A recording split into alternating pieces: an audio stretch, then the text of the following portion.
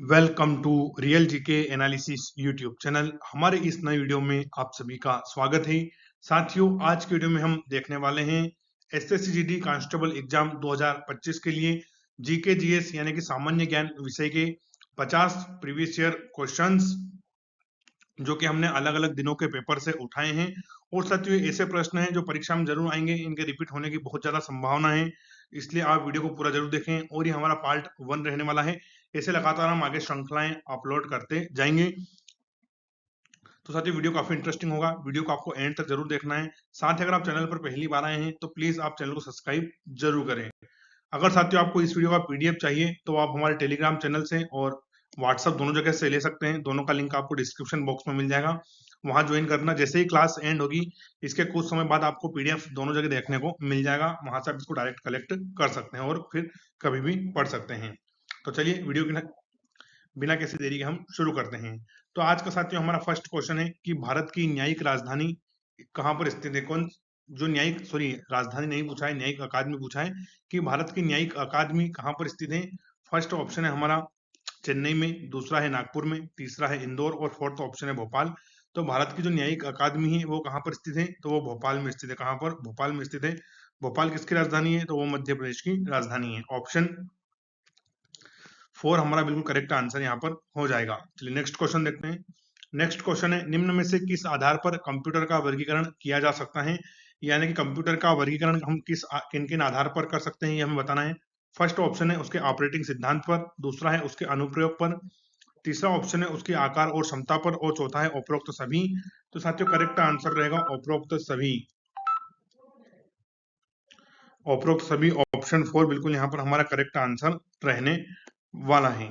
Next question है, निम्न में से कौन सा सूर्य से आने वाली पराबैंगनी किरणों को अवशोषित करता है।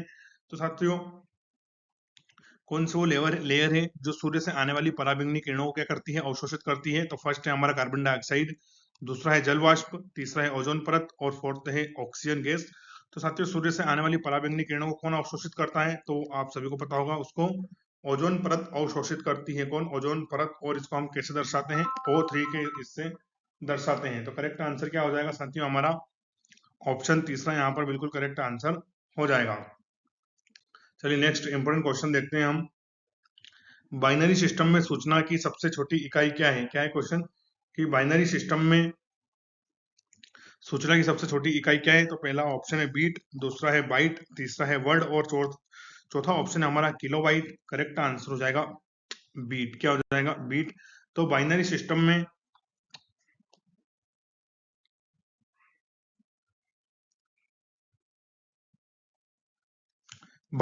में सूचना की सबसे छोटी इकाई होती है, वो होती है बीट। ऑप्शन ए यहाँ पर करेक्ट आंसर हो जाएगा। अगला प्रश्न अगर हम देखें, ये भी आपका कंप्यूटर से आया हुआ प्रश्न है कि कोबोल भाषा का प्रयोग किया जाता है। कौन सी भाषा? कोबोल भाषा का प्रयोग किया जाता है। पहला है व्यापार में, दूसरा है गणित में, तीसरा है बच्चों की शिक्षा में, और फोर्थ ऑप्शन हमारा उपरोक्त में से कोई नहीं। तो कोबोल भाषा का प्रयोग किया जाता है, वो किया जाता है व्यापार में। किसमें? व्यापार में। ऑप्शन एक यहाँ पर करेक्ट आंसर रहने वाला है। अगला प्रश्न देखें, कंप्यूटर प्रोग्राम में त्रुटियों को कहा जाता है। क्या है प्रश्न है कि जो कंप्यूटर प्रोग्राम होता है उसमें जो त्रुटियां हो जाती है उनको हम क्या कहते हैं। पहला ऑप्शन हमारा फॉलीज, दूसरा ऑप्शन है मिस्टेक, तीसरा ऑप्शन है बग्स और फोर्थ ऑप्शन है स्पैम। तो कंप्यूटर प्रोग्रामों में त्रुटियों को साथियों हम क्या बोलते हैं, उनको हम बोलते हैं बग्स। क्या बोलते हैं? बग्स। ऑप्शन तीसरा यहाँ पर हमारा करेक्ट आंसर हो जाएगा। अगला प्रश्न देखें, निम्न में से कौन सा प्रदूषक जैव विघटक है। क्या है प्रश्न कि कौन सा प्रदूषक जैव विघटक है। तो पहला ऑप्शन है डीडीटी, दूसरा ऑप्शन है एल्यूमिनियम कैन, तीसरा ऑप्शन है मर्क्यूरिक लवण और फोर्थ ऑप्शन हमारा जैविक अपशिष्ट। करेक्ट आंसर रहेगा आपका ऑप्शन 4 जैविक अपशिष्ट। तो प्रदूषक जैविक विघटक कौन है, तो वो है जैव अपशिष्ट। ऑप्शन 4 यहाँ पर करेक्ट आंसर हो जाएगा। अगला प्रश्न देखें, भारतीय संविधान का कौन सा अनुच्छेद नागरिकों को मौलिक कर्तव्यों से संबंधित है। तो कौन सा आर्टिकल है जो नागरिकों के इकाई से मौलिक कर्तव्यों से जुड़ा हुआ है। पहला ऑप्शन हमारा अनुच्छेद 50, दूसरा ऑप्शन है अनुच्छेद 51, तीसरा ऑप्शन है अनुच्छेद 51A और चौथा ऑप्शन है अनुच्छेद 52A। करेक्ट आंसर रहेगा अनुच्छेद 51A। क्या रहेगा? अनुच्छेद 51A। ऑप्शन तीसरा है यहाँ पर बिल्कुल करेक्ट आंसर रहेगा। आपके इन 50 क्वेश्चंस में से कितने सही निकलते हैं ये आप मुझे कमेंट करके जरूर बताएं। इसके अलावा अगर कोई भी आपको डाउट हो तो वो भी आप कमेंट करके पूछ सकते हैं। चलिए अगला प्रश्न है हमारा, भारत को गणराज्य क्यों कहा जाता है? तो साथियों, जो हमारा भारत देश है इसको गणराज्य यानी कि रिपब्लिक ऑफ इंडिया क्यों कहा जाता है, ये हमें बताना है। पहला ऑप्शन है मंत्रीगण राष्ट्रपति के प्रसाद पर्यंत ही अपने पद पर बने रह सकते हैं, इसलिए। दूसरा है मंत्रीगण संसद के प्रति उत्तरदायी होते हैं। तीसरा है भारत की जनता सप्रभु है। और चौथा है भारत का एक राष्ट्र अध्यक्ष राष्ट्रपति एक निर्वाचित प्रधान है। साथियों, भारत को गणराज्य क्यों कहते हैं? वो इसीलिए कहते हैं कि भारत का जो राष्ट्राध्यक्ष राष्ट्रपति वो एक निर्वाचित प्रधान है। क्या है? निर्वाचित प्रधान है, यानी कि प्रत्येक 5 वर्ष में वो बदल जाता है, वो सालों साल या पीढ़ी दर पीढ़ी नहीं चलता है, इसलिए भारत क्या है साथियों? गणराज्य। क्या है? गणराज्य है। हम डेमोक्रेसी में बिलीव करते हैं। तो आपका ऑप्शन 4 यहाँ पर बिल्कुल करेक्ट आंसर हो जाएगा। अगला इंपॉर्टेंट प्रश्न हमारा, कोई विधेयक अधिनियम का स्वरूप कब ले लेता है? साथियों, जो विधेयक होता है जो संसद में पेश किया जाता है वो अधिनियम यानी कि वो कानून का स्वरूप कब ले लेता है, ये हमें बताना है। तो पहला ऑप्शन है यह दोनों सदनों द्वारा पारित कर दिया जाता है। दूसरा ऑप्शन है यह दोनों सदनों द्वारा पारित होने के पश्चात राष्ट्रपति द्वारा हस्ताक्षरित कर दिया जाता है। तीसरा है यह केवल लोकसभा द्वारा पारित कर दिया जाता है। और चौथा है यह केवल राज्यसभा द्वारा पारित कर दिया जाता है। तो साथियों, जब कोई भी विधेयक है उसको जब कानून बनना है, क्या बनना है उसको? उसको कानून बनना है तो सबसे पहले साथियों उसको लोकसभा में पास होना पड़ेगा। कहाँ पर? लोकसभा में, जो कि हमारा क्या है? निम्न सदन है। फिर वो साथियों जाएगा राज्यसभा में। कहाँ पर? फिर वो राज्यसभा में जाएगा, वहां से भी उसको पास होना पड़ेगा और लास्ट में वो जाएगा राष्ट्रपति महोदय के पास। किसके पास? राष्ट्रपति। जिससे राष्ट्रपति अपना अंतिम हस्ताक्षर उस पर करेंगे वो एक कानून बन जाएगा। तो करेक्ट आंसर रहेगा हमारा ऑप्शन दूसरा, यह दोनों सदनों में पारित होने के पश्चात राष्ट्रपति द्वारा हस्ताक्षरित कर दिया जाएगा और फिर क्या बन जाएगा? विधेयक से अधिनियम बन जाएगा। तो ऑप्शन दूसरा यहाँ पर बिल्कुल हमारा करेक्ट आंसर रहने वाला है। अगला 11 नंबर प्रश्न हमारा, निगम कर लगाया जाता है, जो निगम कर होता है वो किसके द्वारा लगाया जाता है? तो पहला ऑप्शन है राज्य सरकार के द्वारा। दूसरा है केंद्र सरकार के द्वारा। तीसरा है हमारा केंद्र सरकार और राज्य सरकार दोनों के द्वारा। और चौथा ऑप्शन है कि भारतीय रिजर्व बैंक द्वारा। तो साथियों, जो निगम कर होता है वो आपको केंद्रीय सरकार द्वारा लगाया जाता है। किसके द्वारा? केंद्रीय सरकार के द्वारा लगाया जाता है। तो हमारा ऑप्शन यहाँ पर दूसरा बिल्कुल करेक्ट आंसर हो जाएगा।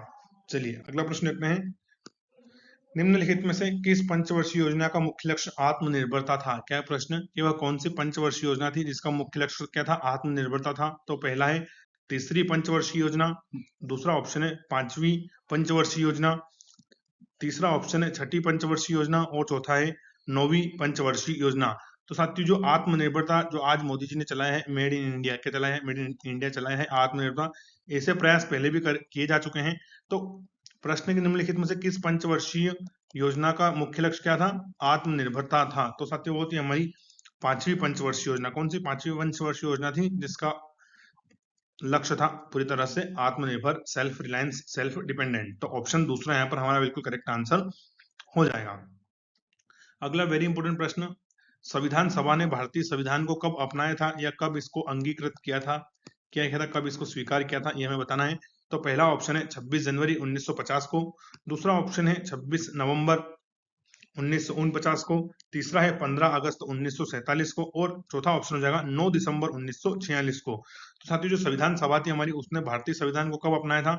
तो वो अपनाया था 26 नवंबर 1949 को। ऑप्शन दूसरा यहाँ पर बिल्कुल करेक्ट आंसर हो जाएगा। 15 अगस्त 1947 को क्या हुआ था? तो हम आजाद हुए थे, हमें क्या मिली थी? स्वाधीनता मिली थी। और 26 जनवरी 1950 को क्या हुआ था? संविधान लागू हुआ था। क्या हुआ था? संविधान लागू हुआ था पूरे भारत देश में।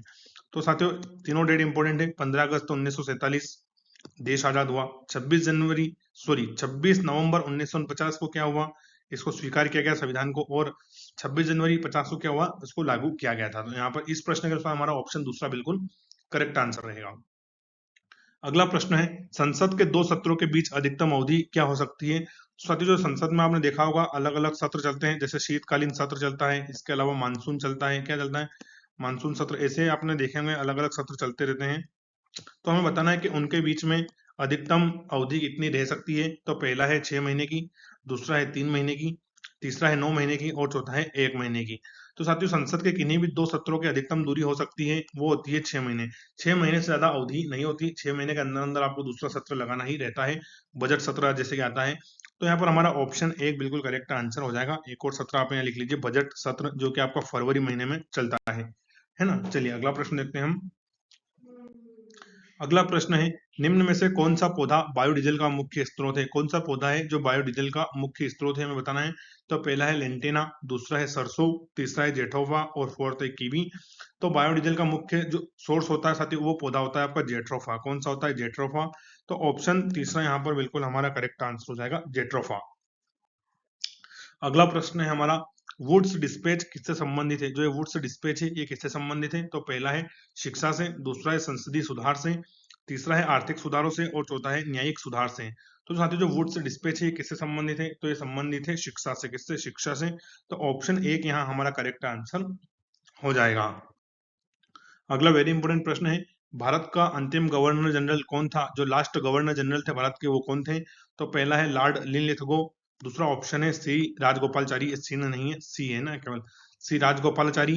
तीसरा ऑप्शन है लॉर्ड रिपन और चौथा ऑप्शन है लॉर्ड माउंटबेटन। तो साथियों भारत का अंतिम गवर्नर जनरल कौन था? तो वो थे सी राजगोपालाचारी। कौन? सी राजगोपालाचारी भारत के अंतिम गवर्नर जनरल थे। ऑप्शन दूसरा यहाँ पर बिल्कुल करेक्ट आंसर हो जाएगा। प्रथम भारतीय, या यूं कहूं मैं इसको कि प्रथम भारतीय, ये साथियों जो सी राजगोपालचारी थे ये पहले और आखिरी भारतीय गवर्नर जनरल थे। लेकिन अगर प्रश्न इस प्रकार से जाए कि भारत का अंतिम ब्रिटिश गवर्नर जनरल, क्या जाए कि भारत का अंतिम ब्रिटिश गवर्नर जनरल कौन था? तो वो माउंटबेटन आएगा। कौन आएगा? माउंटबेटन आएगा। लेकिन प्रश्न इस प्रकार का जाए कि भारत का अंतिम गवर्नर जनरल, तो सी राजगोपालचारी, और भारतीय में आ जाए तो सी राजगोपालचारी, क्योंकि जो सी राजगोपालचारी थे वो भारत के पहले और अंतिम दोनों ही क्या है, ये भारतीय गवर्नर जनरल है। तो ऑप्शन दूसरा यहाँ पर बिल्कुल हमारा करेक्ट आंसर हो जाएगा। अगला प्रश्न है हमारा, भारत का जो प्रथम स्वतंत्रता संग्राम 1857 में हुआ था, ये किसके नेतृत्व में लड़ा गया था? तो पहला है मुगल सम्राट बहादुर शाह जफर, दूसरा है सुभाष चंद्र बोस, तीसरा है लाला लाजपत राय और चौथा है महात्मा गांधी। ऑब्वियसली बात है कि ये चारों ही 1857 के बाद आए थे। करेक्ट आंसर रहेगा हमारा ऑप्शन एक, मुगल सम्राट बहादुर शाह जफर के नेतृत्व में क्या हुआ था? भारत का प्रथम स्वतंत्रता संग्राम लड़ा गया था 1857 में। ऑप्शन एक बिल्कुल यहाँ पर हमारा करेक्ट आंसर हो जाएगा। तत्कालीन कारण क्या था इसका साथियों? तो वो था चर्बी लगे कारतूस। क्या था तत्कालीन कारण? तो वो था साथियों चर्बी लगे कारतूस। ऑप्शन एक बिल्कुल यहाँ पर हमारा करेक्ट आंसर हो जाएगा। यहाँ पर मैं लिख भी देता हूँ, चर्बी लगे कारतूस। और इसकी शुरुआत कहाँ से हुई थी, आप मुझे कमेंट करके जरूर बताएं। चलिए अगला प्रश्न देखते हैं हम। अगला प्रश्न है, वायुमंडल की कौन सी परत रेडियो तरंगों का परावर्तन करती है? प्रश्न है कि जो हमारा वायुमंडल है, ऑटोस्फेयर, इसमें कौन सी परत है जो रेडियो वेव्स होती हैं उनका परावर्तन करती है? तो पहला है आयन मंडल, दूसरा है ओजोन परत, तीसरा है जल वाष्पकण और चौथा है नाइट्रोजन गैस परत। करेक्ट आंसर रहेगा आयन मंडल। आयन मंडल ऑप्शन एक यहाँ पर आपका बिल्कुल करेक्ट आंसर हो जाएगा। चलिए अगला प्रश्न देखते हैं हम। अगला प्रश्न वेरी इंपोर्टेंट और कई परीक्षा में पूछा जा चुका है और बार बार पूछा जाता है आपसे ये। तो ब्रह्मा समाज के संस्थापक कौन थे? क्या है प्रश्न, जो ब्रह्म समाज था उसका संस्थापक कौन थे? तो पहला है स्वामी विवेकानंद, दूसरा है स्वामी श्रद्धानंद, तीसरा है स्वामी दयानंद और फोर्थ है राजा राम मोहन राय। क्या है? राजा राम मोहन राय। तो साथियों जो ब्रह्म समाज थी इसके संस्थापक हो जाएंगे हमारे राजा राम मोहन राय। कौन हो जाएंगे? राजा राम मोहन राय। ऑप्शन फोर बिल्कुल करेक्ट आंसर हो जाएगा। स्वामी दयानंद ने किसकी स्थापना करी थी? तो उन्होंने आर्य समाज की स्थापना करी थी। किसकी? आर्य समाज की स्थापना करी थी। ऑप्शन फोर बिल्कुल हमारा करेक्ट आंसर हो जाएगा। चलिए अगला प्रश्न देखते हैं। रेशम के कीट की निम्नलिखित में से किस अवस्था में रेशम का स्त्राव होता है? प्रश्न बताना है कि जो रेशम कीट है वो निम्नलिखित में से किस अवस्था में रेशम का स्त्राव होता है? पहला है अंडे, दूसरा है प्यूमा या प्यूपा, तीसरा है लार्वा और चौथा है वयस्क। करेक्ट आंसर रहेगा लार्वा। क्या रहेगा? लार्वा। ऑप्शन तीसरा। साथियों जो रेशम के कीट की लार्वा अवस्था होती है वहां से किसका स्त्राव होता है? तो रेशम का स्त्राव होता है। अगला प्रश्न है, भारत में जैन धर्म किसके शासनकाल में फैला? यानी जो साथियों जो जैन धर्म था वो किसके शासनकाल में फैला और फला और फूला, है ना? तो ये हमें बताना है कि किसके बहुत ज्यादा इसने प्रोग्रेस करी थी। तो पहला है चंद्रगुप्त मौर्य, दूसरा है चंद्रगुप्त विक्रमादित्य, तीसरा है हर्षवर्धन और चौथा है हमारा ऑप्शन समुद्रगुप्त। करेक्ट आंसर रहेगा इसका चंद्रगुप्त मौर्य। तो भारत में जैन धर्म किसके शासनकाल के दौरान फैला साथियों? तो चंद्रगुप्त मौर्य के शासनकाल में फैला। ऑप्शन एक बिल्कुल करेक्ट आंसर हो जाएगा। अगला अगर हम प्रश्न देखें कि महात्मा गांधी किसे अपना राजनीतिक गुरु मानते थे? तो पहला है लाला लाजपत राय, दूसरा है बाल गंगाधर तिलक, तीसरा है गोपाल कृष्ण गोखले और चौथा है दादा भाई नौरोजी। तो साथियों जो महात्मा गांधी के राजनीतिक गुरु थे वो थे गोपाल कृष्ण गोखले। कौन थे? गोपाल कृष्ण गोखले। ऑप्शन तीसरा यहाँ पर बिल्कुल हमारा करेक्ट आंसर हो जाएगा। चलिए अगला प्रश्न देखते हैं। अगला प्रश्न है, मेहरौली दिल्ली स्थित प्रसिद्ध लौह स्तंभ में नाम अंकित है। तो साथियों जो मेहरौली का प्रसिद्ध लौह स्तंभ है जिसमें आज तक जंग नहीं लगी है, इसमें किसका नाम अंकित किया गया है हमें बताना है। पहला है हर्ष का, दूसरा है चंद्रगुप्त का, तीसरा है चंद्र का और चौथा है गौतमी पुत्र का। तो साथियों करेक्ट आंसर रहेगा चंद्र का। किसका? यहाँ पर चंद्र का नाम अंकित है किसमें? मेहरौली दिल्ली स्थित प्रसिद्ध लौह स्तंभ में। तो ऑप्शन तीसरा यहाँ पर बिल्कुल हमारा करेक्ट आंसर हो जाएगा। अब अगला प्रश्न है निम्नलिखित ग्रहों में से कौन सा सूर्य की परिक्रमा में सबसे कम समय लगाता है? क्या है प्रश्न साथियों कि जो हमारा सौर मंडल है उसमें अलग अलग ग्रह हैं, आप सभी को पता ही होगा, बुध शुक्र शनि। तो प्रश्न है कि निम्नलिखित ग्रहों में से कौन सा सूर्य की परिक्रमा में सबसे कम समय लगाता है? तो पहला है बृहस्पति, दूसरा है शुक्र, तीसरा है पृथ्वी और चौथा ऑप्शन है हमारा बुध। करेक्ट आंसर भी रहेगा बुध। साथियों लगभग 88 दिन लगते हैं। कितने? जहां पृथ्वी को कितने लग जाते हैं? 365 दिन लग जाते हैं, वहीं बुध को कितने दिन लगते हैं? केवल 88 दिन लगते हैं सूर्य की परिक्रमा करने में। तो ऑप्शन 4 हमारा यहाँ पर बिल्कुल करेक्ट आंसर रहेगा। चलिए नेक्स्ट वेरी इंपॉर्टेंट क्वेश्चन देखते हैं हम। ऋग्वेद में प्राय उल्लेखित शब्द यव का अर्थ है। जो ऋग्वेद में आपको यव शब्द देखने को मिलेगा, इसका अर्थ क्या है? तो पहला है चावल, दूसरा है सोम या सेम, तीसरा है जौ और चौथा है हमारा गेहूं। तो साथियों जो ऋग्वेद में आपको यव शब्द देखने को मिलता है इसका अर्थ होता है चावल। क्या होता है? चावल। तो ऑप्शन 1 हमारा यहाँ पर बिल्कुल करेक्ट आंसर हो जाएगा। और प्लीज साथियों आप चैनल को सब्सक्राइब जरूर करें, आप सब्सक्राइब नहीं करते हैं, आप चैनल को सब्सक्राइब जरूर करें ताकि हमारा मोटिवेशन बढ़ता रहे और मैं आपके लिए ऐसे ही वीडियो लेकर आता रहूं। तो आप चैनल को सब्सक्राइब जरूर करें। चलिए अगला देखते हैं हम क्वेश्चन। वह शहर जो भारत की आर्थिक राजधानी कहलाता है, क्या कहलाता है? भारत की आर्थिक राजधानी, इकोनॉमिक कैपिटल ऑफ इंडिया। तो फर्स्ट ऑप्शन है बेंगलोर, दूसरा है दिल्ली, तीसरा है हैदराबाद और चौथा है मुंबई। तो साथियों करेक्ट आंसर रहेगा हमारा मुंबई, ऑप्शन 4। मुंबई को हम क्या बोलते हैं साथियों? भारत की आर्थिक राजधानी किसको बोला जाता है? तो मुंबई को बोला जाता है। किसकी राजधानी हो जाएगी? तो महाराष्ट्र की राजधानी हो जाएगी। 7 टापुओं पर बसा हुआ है हमारा मुंबई शहर। तो ऑप्शन 4 बिल्कुल करेक्ट आंसर हो जाएगा। और इसके अलावा यहाँ पर क्या है साथियों? तो मुंबई में आपको बीसीसीआई का हेडक्वार्टर देखने को मिलेगा, इसको आपको रिजर्व बैंक ऑफ इंडिया का हेडक्वार्टर भी आपको देखने को मुंबई में ही मिल जाएगा। बेंगलोर की हम बात करें साथियों तो यहाँ पर किसका हेडक्वार्टर है? यहाँ पर आपको इसरो प्लस डीआरडीओ को हेडक्वार्टर देखने को मिलेंगे, इसके डीआरडीओ और इसरो। अब दिल्ली और साथियों दिल्ली तो हमारी राष्ट्रीय राजधानी है और हैदराबाद एक हमारा प्रमुख शहर है। चलिए अगला प्रश्न देखते हैं। अगला प्रश्न है कई राज्यों द्वारा अपनाए गए मूल्य संवर्धित कर ने प्रतिस्थापित किया है। क्या है प्रश्न? कि कई राज्यों द्वारा अपनाए गए मूल्य संवर्धित कर को किसने प्रतिस्थापित किया है? तो पहला है सीमा कर को, दूसरा है उत्पाद कर को, तीसरा है बिक्री कर को और चौथा है सेवा कर को। करेक्ट आंसर रहेगा हमारा ऑप्शन तीसरा, बिक्री कर को।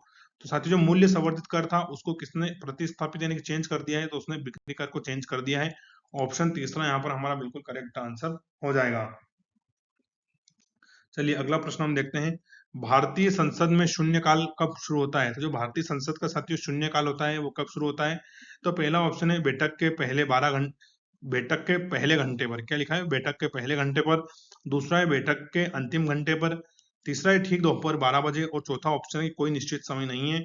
तो साथियों जो शून्यकाल होता है वो कब शुरू होता है? तो दोपहर में ठीक 12 बजे आपको देखने को मिल जाएगा। कब? दोपहर में ठीक 12 बजे आपको देखने को मिलेगा। इसलिए हमारा ऑप्शन तीसरा यहाँ पर बिल्कुल करेक्ट आंसर हो जाएगा कि भारतीय संसद में शून्यकाल कब शुरू होता है?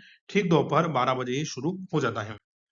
अगला प्रश्न है निम्नलिखित में से किसे महाभियोग के बिना ही पद से हटाया जा सकता है? आपने देखा होगा कि राष्ट्रपति और उनके खिलाफ महाभियोग चलाया जाता है संसद में। तो प्रश्न है निम्नलिखित में से किसे महाभियोग के बिना ही पद से हटाया जा सकता है? तो पहला है भारत के राष्ट्रपति को, दूसरा है भारत के मुख्य न्यायाधीश को, तीसरा है राज्यपाल को और चौथा है मुख्य निर्वाचन आयुक्त को। तो साथियों करेक्ट आंसर रहेगा जो भारत के राज्यपाल होते हैं उनको बिना महाभियोग के भी हम हटा सकते हैं। तो ऑप्शन तीसरा यहाँ पर बिल्कुल करेक्ट आंसर हो जाएगा। चलिए अगला प्रश्न है निम्न में से एक प्रत्यक्ष का एक उदाहरण नहीं है। क्या है प्रश्न? कि निम्न में से एक प्रत्यक्ष कर का उदाहरण नहीं है। एक का नहीं है, कर है ना, प्रत्यक्ष कर का उदाहरण नहीं है। तो पहला ऑप्शन है आयकर, दूसरा है धन कर, तीसरा है पूंजीगत लाभ पर और चौथा है मूल्य संवर्धित कर। साथियों करेक्ट आंसर रहेगा मूल्य संवर्धित कर। तो ये प्रत्यक्ष कर का उदाहरण नहीं है। कौन सा? मूल्य संवर्धित कर। तो ऑप्शन 4 यहाँ पर हमारा बिल्कुल करेक्ट आंसर हो जाएगा। चलिए अगला है सूची 1 को सूची 2 से हमें सम्मिलित करना है साथियों। ऐसे प्रश्न आपको देखने को मिल जाते हैं। ऐसे प्रश्न हालांकि जो पीएससी लेवल के एग्जाम होते हैं उनमें आते हैं, लेकिन कभी कभी ऐसे प्रश्न आपसे एसएससी आरपीएफ इनमें भी पूछ लिए जाते हैं। तो एक तरफ साथियों यहाँ पर पंचवर्षीय योजना दी गई है सूची 1 में और दूसरी तरफ उनका वर्ष दिया गया है तो हमें इस पर सम्मिलित करना है, तो हम इसको डायरेक्ट ही यहाँ पर साथियों सम्मिलित करेंगे। जैसे कि चौथी पंचवर्षीय योजना है साथियों, कब शुरू करी गई थी? तो ये आपकी 1969 से लगाकर 1974 तक शुरू करी गई थी। कब? क्योंकि जो पंचवर्षीय योजना होता है कितनी 5 साल की होती है, तो 1969 से लगाकर 1974। तो ए में क्या आ जाएगा? ए का आ जाएगा 3। दूसरा हमारा सातवीं पंचवर्षीय योजना साथियों, तो जो सातवीं पंचवर्षीय योजना थी वो आपकी थी 1985 से लगाकर 1990। तो बी का आ जाएगा ऑप्शन 4।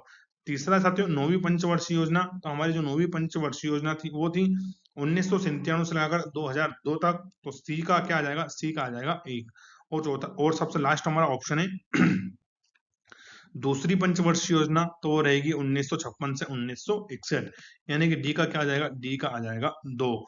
तो अगर हम बात करें यहाँ पर चौथी पंचवर्षीय योजना, तो वो रहेगी हमारी 1969 से लगाकर 1974 तक। सातवीं पंचवर्षीय योजना की हम बात करें तो वो रहेगी 1985 से 1990 तक।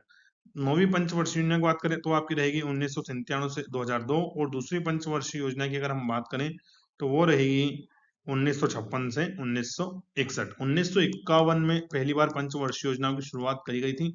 फिर इनमें 5 साल जोड़ के आप बना सकते हैं, लेकिन बीच में भारत चीन संघर्ष के कारण पंचवर्षीय योजनाओं को बंद भी कर दिया गया था कुछ समय के लिए।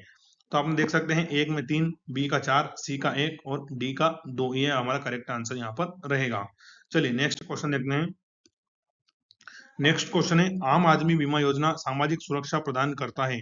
जो साथियों प्रश्न है कि जो आम आदमी बीमा योजना है ये किसको अपनी सामाजिक सुरक्षा प्रदान करता है? पहला है ग्रामीण क्षेत्रों के सभी मजदूरों को, दूसरा है ग्रामीण क्षेत्र में रहने वाले उन सभी भूमिहीन मजदूरों को जो गरीबी रेखा से नीचे रहते हैं, फिर तीसरा है शहरी क्षेत्र के सभी मजदूरों को, और चौथा है ग्रामीण और शहरी दोनों क्षेत्रों के सभी मजदूरों को। तो साथियों जो आम आदमी बीमा योजना है ये ग्रामीण क्षेत्र में रहने वाले उन सभी भूमिहीन मजदूरों को जो गरीबी रेखा से नीचे रहते हैं, तो साथियों जो बिलो पॉवर्टी लाइन के नीचे रहते हैं, यानी कि जो बीपीएल कार्ड राशक है और वो क्या है भूमिहीन है, उनके पास कोई लैंड भी नहीं है और वो ग्रामीण क्षेत्र में भी रहते हैं, तो ये आम आदमी बीमा योजना की सामाजिक सुरक्षा इनको प्रदान करती है। तो इसकी 3 शर्तें हैं।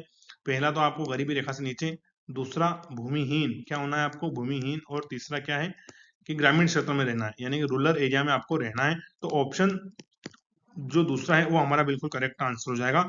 आम आदमी बीमा योजना उन व्यक्तियों को सामाजिक सुरक्षा प्रदान करती है जो ग्रामीण क्षेत्र में रहने वाले हैं और भूमिहीन मजदूर होकर गरीबी रेखा से नीचे रहते हैं। तो ऑप्शन दूसरा यहाँ पर हमारा बिल्कुल करेक्ट आंसर हो जाएगा।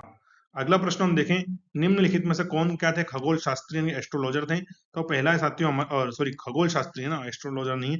निम्नलिखित में से कौन खगोल शास्त्री थे? तो पहला है आर्यभट्ट, दूसरा है हमारा अश्व घोष, तीसरा है दांडी और चौथा है दिग्नाचार्य। या टाइपिंग मिस्टेक हो गया है तो खगोल शास्त्री कौन था? तो साथियों ऑप्शन 1 बिल्कुल करेक्ट आंसर रहेगा हमारा आर्यभट्ट। तो निम्नलिखित में से कौन खगोल शास्त्री था? तो साथियों जो आर्यभट्ट थे वो क्या थे? खगोल शास्त्री थे। ऑप्शन 1 बिल्कुल यहाँ पर हमारा करेक्ट आंसर हो जाएगा। चलिए अगला प्रश्न देखते हैं। अगला प्रश्न है भारत का अंटार्कटिका में दूसरा स्थायी स्टेशन क्या कहलाता है? क्या है प्रश्न? कि भारत का अंटार्कटिका में दूसरा स्थायी स्टेशन का नाम कहलाता है, उसका नाम हमें यहाँ पर बताना है। चलिए अगला प्रश्न देखते हैं। तो पहले साथियों आपको अंटार्कटिका बता देता हूँ। जैसे कि हमारा पृथ्वी होगी तो यहाँ ऊपर क्या है? आर्कटिक है। क्या है? आर्कटिक। और नीचे क्या है? अंटार्कटिका है। ये एक महाद्वीप है, अंटार्कटिका महाद्वीप। तो साथियों यहाँ पर क्या है? रिसर्च वगैरह करने के लिए भारत अपने अपने अलग अलग मिशन यानी कि स्टेशन बना रखे हैं। तो उसमें बताना है जो हमारा जो दूसरा मिशन है उसका नाम क्या है। तो पहला है दक्षिण गंगोत्री, दूसरा है मैत्री, तीसरा है चक्र और चौथा है श्वेता। करेक्ट आंसर रहेगा साथियों मैत्री। तो भारत का अंटार्कटिका में जो दूसरा स्टेशन है उसका नाम क्या है? मैत्री। और ये क्या करता है? रिसर्च करता है। यहाँ पर क्या करता है? रिसर्च करता है, यानी यहाँ पर किस प्रकार से क्लाइमेट चेंज हो रहा है, यहाँ पर इंसानों को रहने की क्या आगे जाकर संभावना है, इसी सभी प्रकार की यहाँ पर ये रिसर्च करता है। अगला वेरी इंपोर्टेंट क्वेश्चन और लगभग 50 से ज्यादा परीक्षाओं में पूछा जा चुका, विश्व पर्यावरण दिवस वर्ल्ड एनवायरनमेंट डे कब मनाता है? सीधी सी बात है 5 जून को हम इसको सेलिब्रेट करते हैं, आप सभी को भी पता होगा। तो ऑप्शन तीसरा यहाँ पर हमारा बिल्कुल करेक्ट आंसर हो जाएगा। लेकिन फिर भी साथियों प्रश्न बार बार परीक्षाओं में पूछने को ये देखने को हमें मिला है। तो विश्व पर्यावरण दिवस कब मनाता है? 5 जून के दिन मनाया जाता है। अगला है निम्नलिखित को सम्मिलित कीजिए। फिर साथियों हमें सूची 1 को सूची 2 से मिलाना है। पहला साथियों स्वामी अग्निवेश। तो स्वामी अग्निवेश कौन थे? तो साथियों ये एक सामाजिक कार्यकर्ता थे। क्या थे? सामाजिक कार्यकर्ता। तो ए का 3 हो जाएगा। दूसरा साथियों प्रशांत भूषण कौन है? तो साथियों प्रशांत भूषण वकील है, तो बी का 1 हो जाएगा।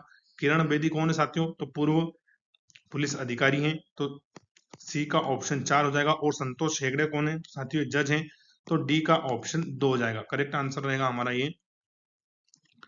चलिए अब इसको मिलान कर देते हैं। तो स्वामी अग्नावेश सत्य क्या है? वो एक सामाजिक कार्यकर्ता है। फिर इसके अलावा प्रशांत भूषण कौन है? प्रशांत भूषण साथियों वकील हैं।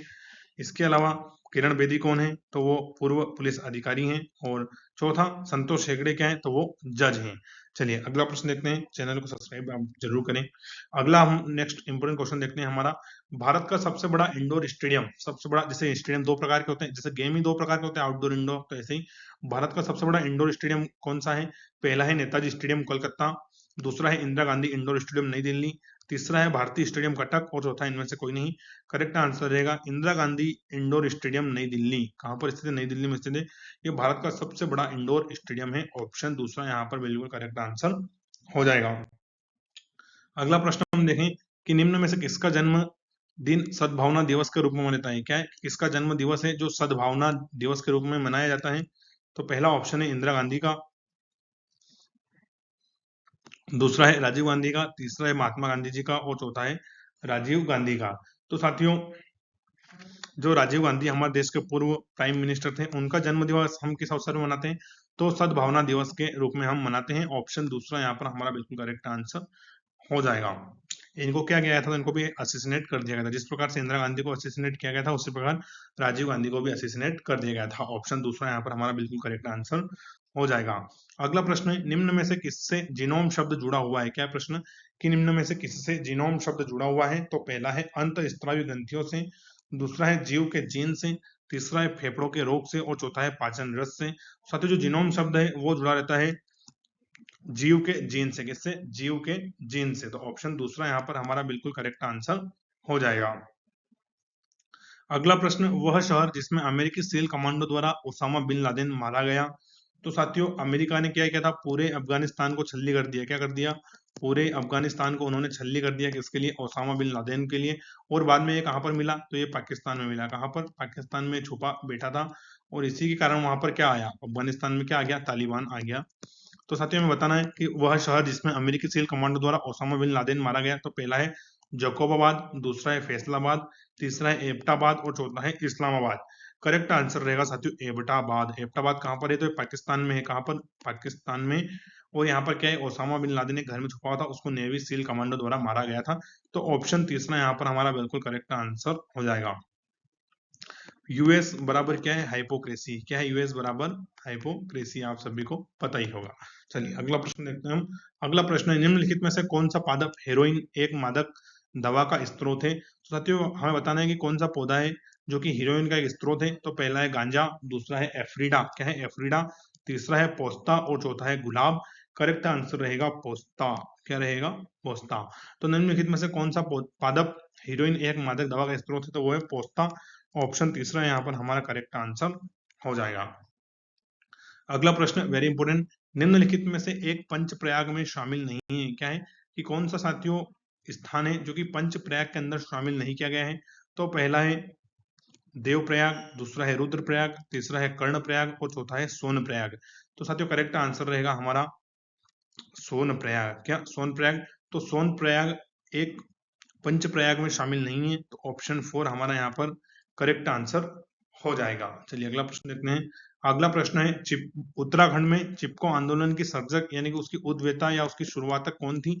ये हमें बताना है यहाँ पर कि उत्तराखंड में चिपको आंदोलन की शुरुआत किसने करी थी? पहला है गोरा देवी ने, दूसरा है सरला बेन ने, तीसरा है राधा भट्ट ने, और चौथा है तीलू रोतेली ने। तो साथियों उत्तराखंड में चिपको आंदोलन की शुरुआत किसने करी थी? वो करी थी गोरा देवी ने। हमने सामाजिक विज्ञान में शायद 5वीं 8वीं क्लास में बहुत अच्छा चैप्टर था ये, तो हमने अच्छे से पढ़ा है। किसने? गोरा देवी ने चिपको आंदोलन की शुरुआत करी थी। तो इसमें साथियों क्या लोग क्या करते थे? जो भी पेड़ काटने आते थे तो ये पेड़ से चिपक जाते थे, है ना। तो उत्तराखंड में चिपको आंदोलन की शुरुआत किसने करी थी? वो करी थी गोरा देवी ने। पेड़ हालांकि अच्छा नहीं बनाए। चलिए अगला देखते हैं हम। अगला प्रश्न है निम्नलिखित में से किसने कमिश्नर ऑफ हिल्स के रूप में वनों का विनाश रोकने में महत्वपूर्ण भूमिका निभाई? तो वो कौन व्यक्ति था जो साथियों क्या था? कमिश्नर ऑफ हिल्स था, और इसने वनों का विनाश रोकने के लिए क्या महत्वपूर्ण भूमिका निभाई? तो पहला है रेमसे, दूसरा है क्लाइव, तीसरा है कार्नवालिस, और फोर्थ ऑप्शन है व्हीलर। करेक्ट आंसर रहेगा साथियों रेमसे। किसने? साथियों रेमसे ने कमिश्नर ऑफ हिल्स के रूप में वनों के विकास रोकने के लिए महत्वपूर्ण भूमिका निभाई। और साथियों आज भी हम देखते हैं कि जो हमारे पहाड़ी क्षेत्र हैं वहां पर लगातार वनों में आग लग रही है। आप सभी ने देखा होगा, कई बार हम न्यूज के माध्यम से देखते हैं कि वनों में आग लग रही है, महीनों तक वो आग चलती है। उसके कुछ रीजन होते हैं साथियों। एक तो क्या है, स्थानीय लोग वहां पर आग लगा देते हैं, हालांकि कंट्रोलेशन नहीं है, लेकिन स्थानीय लोग क्या करते हैं, आग लगा देते हैं काय के लिए, खेती लायक जमीन के लिए। थोड़ा बहुत वो एक निश्चित एरिया में वो आग लगाने का प्रयास करते हैं, लेकिन फिर क्या है, आग फैल जाती है और पूरे जंगल को अपने चपेट में ले लेती है। दूसरा साथियों, गर्मी में क्या है, जंगल के सारे पत्ते पौधे, पत्ते और उनकी छोटी छोटी टहनियां गिर जाती हैं। कुछ लोग जो धूम्रपान करते हैं वो बीड़ी सिगरेट वो जलती हुई माचिस फेंक देते हैं। और तीसरा है कि जंगल में अपने आप भी गर्मी के कारण आग लग जाती है, लेकिन मेन रीजन ये है।